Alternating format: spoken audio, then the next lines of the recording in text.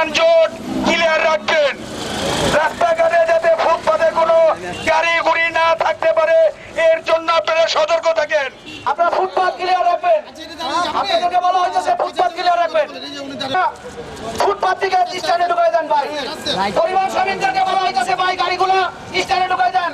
আপনারা আমাদের সহযোগী সংগঠন যারা আমাকে সহযোগিতা করতেছে সে হলো মূল দল, যুব দল, স্বেচ্ছাসেবক দল, ছাত্র দল, সবাইকে শ্রমিক দলের পক্ষ থেকে অভিনন্দন ও শুভেচ্ছা। আর কোন মানুষকে আপনারা চাঁদা দিবেন না, চাঁদা দিবেন না। আমাদের সন্ত্রাসী অনেক কথা আমরা শুনি যে আওয়ামী লীগের লোক, আওয়ামী লীগের দোসররা এখান থেকে হয়, ওই আওয়ামী লীগের দোসরকে আপনারা সবাই মিলে ধরে দিবেন এবং আইনের মাধ্যমে তাদের ছাড় দিতে হবে ইনশাআল্লাহ।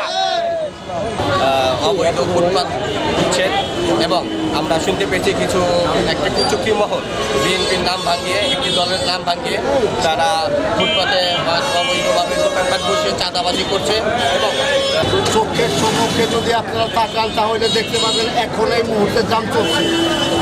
এখানে আজকে আগানগরে ফারুক সাহেবের বিল্ডিংয়ে বড় ধরনের একটা আগুন লাগছে।